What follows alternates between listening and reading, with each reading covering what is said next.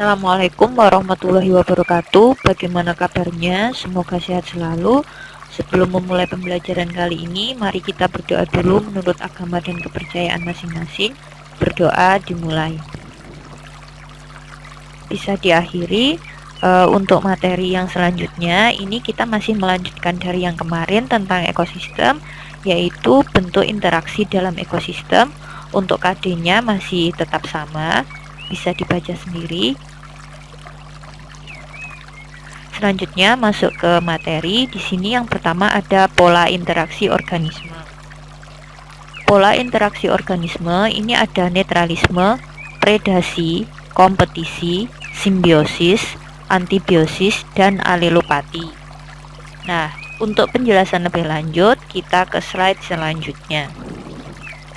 Netralisme, hubungan antara dua makhluk hidup yang keduanya tidak saling mempengaruhi. Contohnya di sini netralisme adalah antara kambing dengan kucing. Kenapa termasuk netralisme? Karena mereka tidak memperebutkan makanan, karena kambing makanannya rumput, kucing makanannya daging. Jadi mereka tidak saling berhubungan.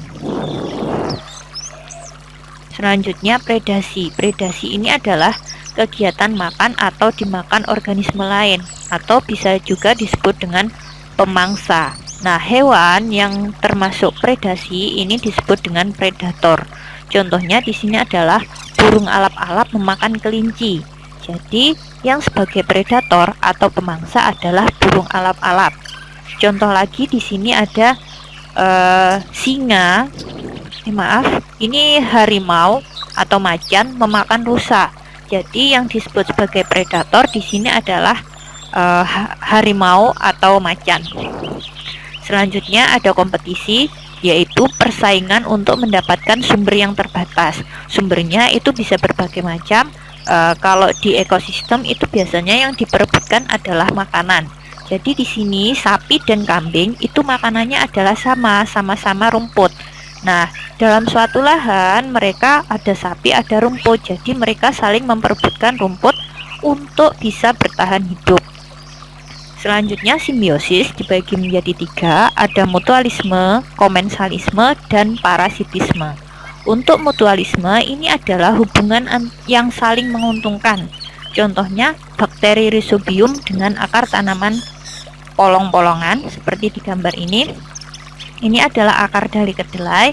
Nah, di akar kedelai ini ada bintil-bintil akar. Jadi bakteri Rhizobium itu hidup di bintil-bintil akar kedelai, sehingga bakteri Rhizobium dapat mengikat nitrogen yang dapat menyebabkan tanah subur.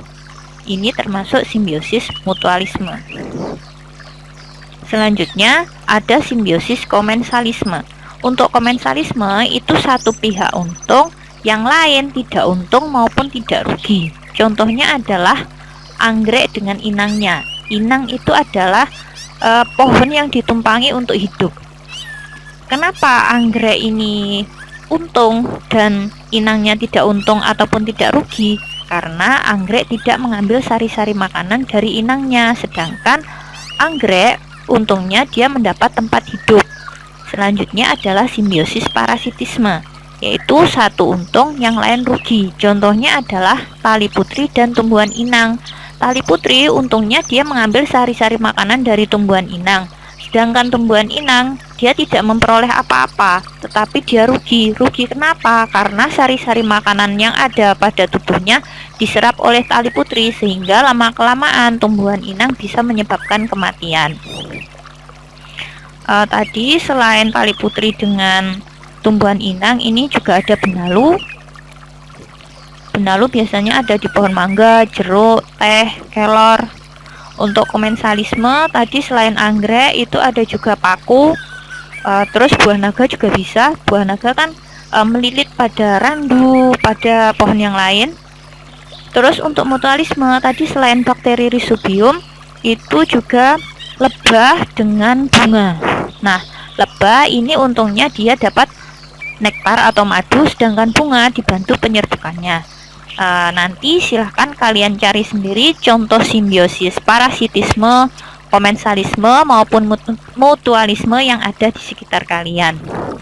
Selanjutnya ada yang namanya antibiosis dan alelopati. Antibiosis ini adalah interaksi antar makhluk hidup di mana salah satu makhluk hidupnya mengeluarkan zat antibiotik yang dapat membahayakan makhluk hidup lain. Contohnya interaksi jamur penicillium dengan mikroorganisme lain.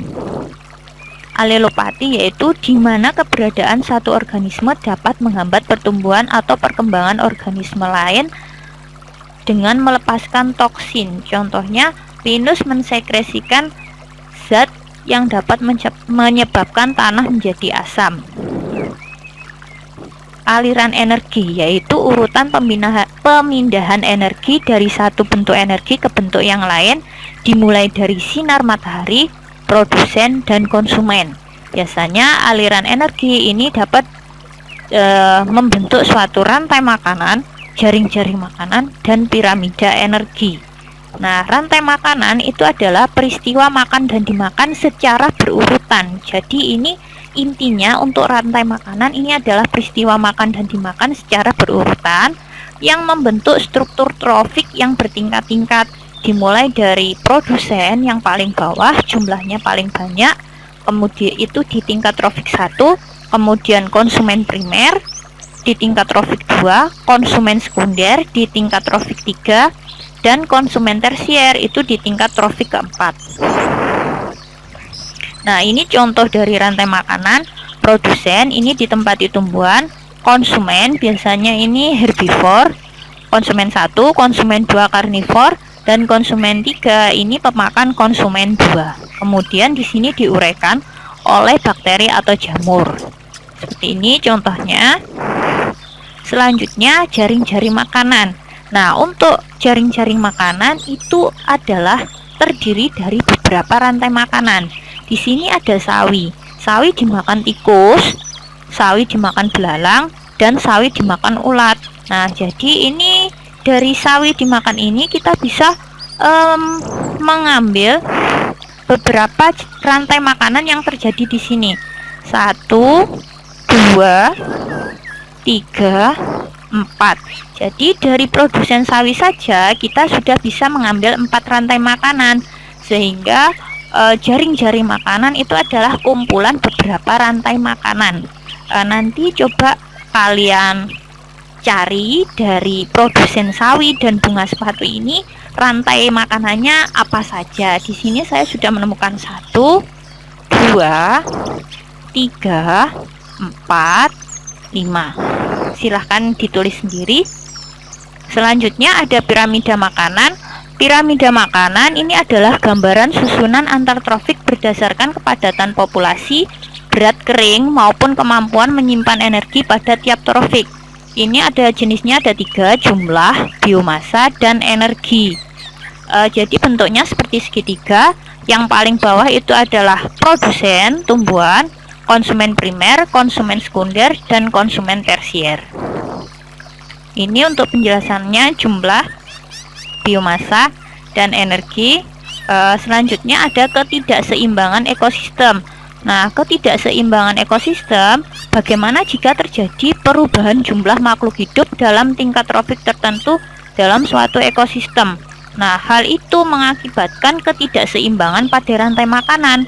Misal, dalam suatu ekosistem jumlah belalang sebagai konsumen 1 punah karena suatu sebab, maka mengakibatkan jumlah konsumen 3 turun tetapi produsen meningkat. Kenapa 3 turun? Karena konsumen 3 adalah memakan konsumen 1 atau belalang, sedangkan produsen yang dimakan belalang itu tidak ada yang memakan karena belalangnya punah, sehingga terjadi kenaikan produksi, kenaikan jumlah untuk produsen dan penurunan jumlah untuk konsumen selanjutnya. Penyebab ketidakseimbangan ekosistem ini karena perbuatan manusia. Terus kedua karena pemberantasan hama dengan pestisida. Pestisida ini dengan bahan-bahan kimia, jadi bisa fungisida untuk memberantas jamur, insektisida memberantas serangga, dan lain-lain. Terima kasih untuk pertemuan kali ini. Semoga bermanfaat. Jaga kesehatan. Sukses selalu. Saya akhiri. Wassalamualaikum warahmatullahi wabarakatuh.